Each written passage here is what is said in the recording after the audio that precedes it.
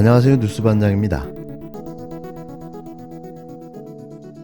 우리의 주식시장은 매우 저평가되어 있습니다. 우리 시장 역시 다른 나라 시장과 경쟁하고 있기 때문에 글로벌 스탠다드에 맞지 않는 자본시장 규제를 과감하게 혁파해야 됩니다. 먼저 지난해 드러난 해외 투자은행의 불법 공매도를 엄중히 조사하여 처벌하고 또 피해가 확산되지 않도록 공매도 금지 조치를 시행했습니다. 이미 말씀드린 바와 같이 이것은 총선용 일시적인 금지 조치가 아니라 여기에 대해서 확실한 그 부작용 차단 조치가 구축되지 않으면 다시 재개할 뜻이 우리 정부는 전혀 없다는 것을 다시 한번 밝혀드립니다. 대주주 양도소득세 기준을 상향하고 금투세 피지를 정부의 정책으로 확정했습니다. 경제 논리에 맞지 않는 금융 관련 세제도 과감하게 바로 잡아 나가고 있습니다. 특히 소액주주들이 제 목소리를 낼 수 있도록 전자주총을 제도화하는 등 상법 개정을 추진하고 ISA 개인 종합자산관리계좌의 가입 대상 비과세 한도도 대폭 확대해 나갈 것입니다. 과연 우리 정부가 계속 이렇게 할 것이냐라고 생각하시는 분도 계십니다만 저는 국민과 약속하면 무조건 합니다. 반드시 지킬 것입니다. 17일인 오늘 윤석열 대통령이 개최한 민생토론회가 네 번째로 또 열렸습니다. 오늘도 역시 아무 말 대잔치가 벌어졌는데요. 윤 대통령은 과도한 주식세제를 가감히 개혁하겠다고 떠들어대며 어떠한 불이익에도 추진하겠다고 밝혔습니다. 그런데 그거 아십니까? 윤 대통령이 말하는 주식세제는 금융투자소득세를 지칭하는 걸로 보여지는데요. 금융투자소득세, 약칭 금투세는 아직 시행도 되지 않고 있는 세법입니다. 이 법은 국회에서 통과됐지만 정부가 시행 유예를 하고 있는 법인데요. 금융투자소득세가 시행되면 세수는 3년간 4조 원이 늘어나게 됩니다. 주식으로 벌어들인 일정 수익에 대해 세금을 걷겠다는 거죠. 그런데 시행조차 안 된 이 법을 왜 선제적 폐지를 이야기하고 있는 걸까요? 서민들이 주식 투자를 많이 합니까? 이건 누가 봐도 선제적 부자 감세인 거죠. 윤 대통령은 대체 왜 이러는 걸까요? 대한민국의 부자만 살아남고 서민과 중산층은 세금만 내다 모두 다 폭망하라는 걸까요? 매번 서민들은 수단과 방법을 가리지 않고 증세를 해대면서 부자들은 왜 이리 세금을 깎아주려 안달이 난 걸까요? 답답하기만 합니다. 큰 기업들 도와주고 어려운 사람 힘들게 만드는 거 아니냐, 그런 얘기들은 거짓 선동에 불과하다는 것을 우리가 다시금 명확히 해야 될 것 같습니다.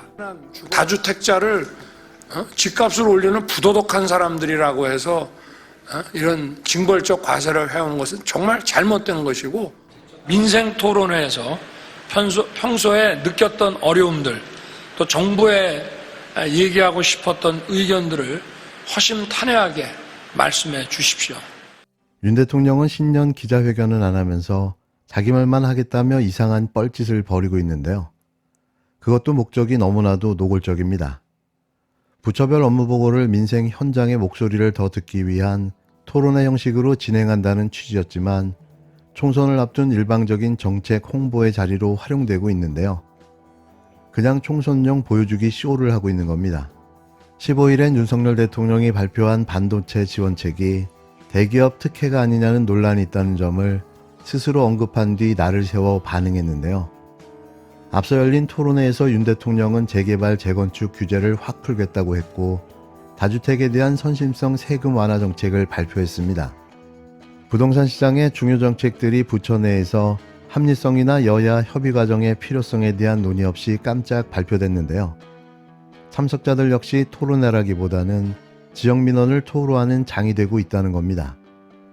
그래서 대통령의 토론회는 총선을 앞둔 선심성 정책 발표 논란을 낳고 있는데요. 지금까지 열린 세 차례 토론회는 모두 여당이 수도권 위기론을 거론하고 있는 용인 고향 수원에서 진행됐는데요. 이는 그 목적이 정확해 보이는 사전 총선용 홍보 전략인 거죠. 행사 준비에 관여했던 정부 관계자는 주제도 지역도 조금이라도 표가 되는 곳으로 하려는 총선용이라고 말했는데요. 또 지난 정부에서 총선을 앞두고 지역별로 사업을 떨어뜨려주면 포퓰리즘이라고 비판을 받아왔기 때문에 이 같은 스타일로 하게 된 것이라고 말했습니다. 사실상 총선용 쇼라는 걸 시인한 거죠. 당초 윤 대통령은 토론회 취지를 허심탄회한 의견 교환이라고 강조했지만 하지만 토론회마다 논쟁이나 질문은 없었고 윤 대통령의 발언이 전체 분량의 4분의 1 이상을 차지했는데요. 사실상 입벌구의 아무 말 대잔치를 여과 없이 국민들에게 전달하고 있는 셈인 겁니다. 앞으로 모두 10여 차례에 걸쳐 계획된 민생 토론회는 총선 한 달 전인 3월 초까지 이어지는데요. 이게 총선을 위한 홍보가 아니면 뭘까요? 국민의 혈세로 대놓고 사전 선거운동을 하고 있는 셈인 겁니다. 기가 찬 거죠. 총선을 이기기 위해 감행되고 있는 이들의 무자비한 선거운동. 이래도 패배하면 쪽팔려서 어떡할까요? 대통령의 신년 부처별 업무보고가 민생 현장의 목소리를 더 듣겠다며 토론회 형식으로 진행되고 있습니다.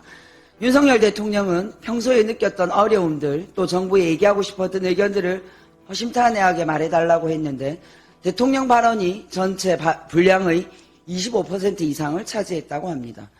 10여 차례 계획된 민생 토론회는 총선 한 달 전인 3월 초까지 이어질 예정입니다. 정치 중립의 의무가 있는 대통령의 선거 개입은 중대한 선거법 위반이라는 건 알고 진행하시는 거죠. 총선에 영향을 주겠다는 목표 하나로 국민 눈치, 야당 눈치도 안 보는 눈치 없는 대통령실. 최소한 선거법 눈치는 좀 보시기 바랍니다. 형식도 문제이지만 내용은 더 문제입니다. 용인, 고양에 이어 수원에서는 수도권에 2047년까지 622조 원을 투자해 반도체 메가 클러스터를 조성하겠다는 장밋빛 정책을 발표했습니다.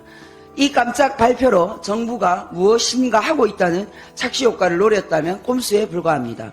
지금도 삼성전자와 SK하이닉스의 연간 투자액이 50조 원이 넘고 있습니다. 정부가 가만히 있어도 목표 연도까지 23년간 최소 1150조 원이 투입됩니다.